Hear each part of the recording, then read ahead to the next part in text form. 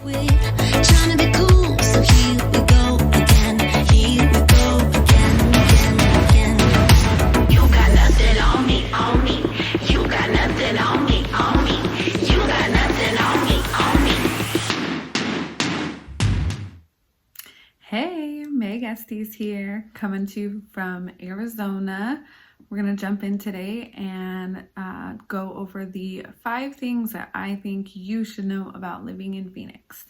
So first thing I think you should know is that Phoenix is the 5th largest city in the United States.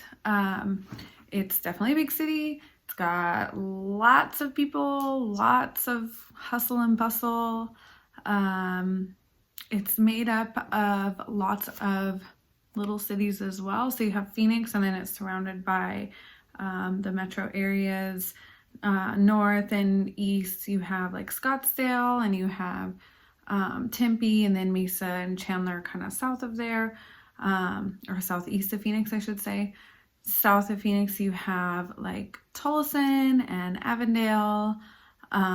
You also have Goodyear, which is more to like, you're starting to get southwest. You have Glendale, that's just west of Phoenix. West of Glendale is Waddell, and then you have Surprise and Peoria up north near northern Phoenix. So it's definitely big in size, but if traffic isn't bad, you can get from one side of the city to the other in like an hour or so. Like if you're going from Goodyear, which is southwest of Phoenix, to like the northern part of Scottsdale, you can get there in about an hour. Again, if traffic is good.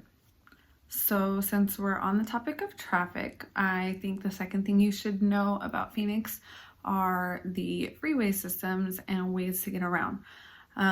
Phoenix has a really, really good system to be able to get from point A to point B. Not only is the city made up of a few interstates, but we've also got what we call the loops, which is Loop 101, 102, Loop 101, 202, and 303. They will help you to get from like the major freeways back and forth. So if you're coming from I-10, you don't have to go all the way east to like the 17 or the 51. You can cut up the 101 or even the 202. If you're outskirts west, you can cut up the 303. So it's got really good way to commute and get around so that you can get to where you're going. That being said, because it is a big city, there's really bad traffic. Your high traffic hours are going to be in the morning and in the evenings, typically when most people are trying to get to work, 7, 8, 9 o'clock in the morning, and they're getting off 3, 4, 5, or 6. So traffic can get backed up on the freeways pretty bad. And I say that loosely because I've been in like LA traffic where you're sitting on the freeway for an hour or two, maybe longer. I have yet to have that happen since I've lived up here. I've been in like traffic where it's just slow. You're maybe moving like 40, 45 on the freeway, maybe even a little slower, but I have yet to sit in traffic. So I feel like it's not as bad as it could be. So that's kind of the positive side of it. Maybe there are certain areas that might get a little more congested in the East Valley, but I know going west, that's been my experience so far, so not too bad. So the third thing that I think you should know about Phoenix is that Phoenix does get some pretty bad dust storms up here. The way the city is laid out, it's in a valley. So you don't really have big mountains to like block all that wind flow, and because we are in the desert, all that dust gets blown around. There have been historic haboobs that have hit the city and just covered it in dirt. I have yet to experience that in my 2 years living up here, thank goodness. But I have seen some pretty bad dust storms. A couple times I've had to like pull off on the freeway so that I didn't hit anybody or cause any accidents, so that nobody hit me either. They usually don't last that long, but there can be some times where it gets windy and you might not experience a big dust storm, but there will be a lot of dust in the air, and there's like a haze to the horizon So the air quality, especially when it's hot, can get kind of low. The air quality can be low. I guess I've never really experienced that before moving up here, so that was a little different. But overall, it's not super bad, and it seems to happen more in the summertime than it does in the cooler months. The fourth thing I think you should know about Phoenix is that outside of the city, there are some pretty rural areas, and they don't take very long to get to. Some of them are within 20 to 30 minutes outside of Phoenix. And it's just really cool because it's like ranch land and farmland, horse property.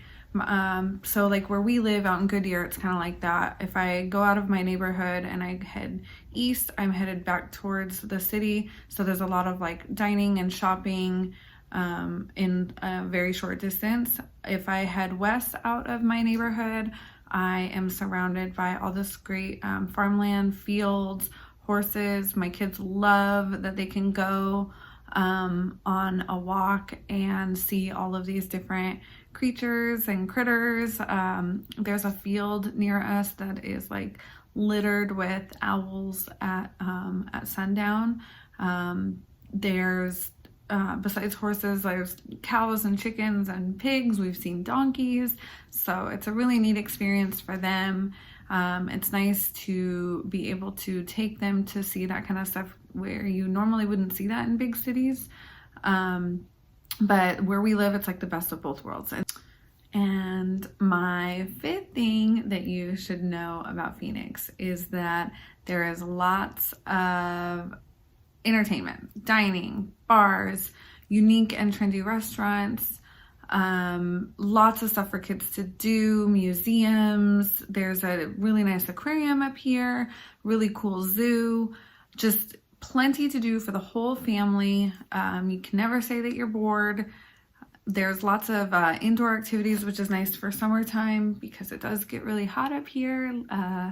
So far this year and last year, the summers, a couple of the days got up to 118 degrees. So that's when you find some indoor activities to do. But that's where like the museums and the aquarium kind of come into play. A lot of these restaurants and bars have really cool, trendy, not just like their theme, but the way that they serve the food and the drinks. It's a whole experience. So I highly recommend looking into some of those. And there's stuff for everybody. Like there's like the trendy restaurants and whatnot for both families, and if you just want like a night out as adults. So it's really neat to be able to see all of that kind of stuff and experience it with my kids and with my husband, because it's just different than what we're used to in Tucson. So those are my 5 things I think you should know about Phoenix. I hope you enjoyed this video and found it informational and maybe even a little entertaining. If you have any questions, comments, concerns, please drop a comment below. Would love to hear from you. Other than that, hit the like, subscribe button, and I will see you soon.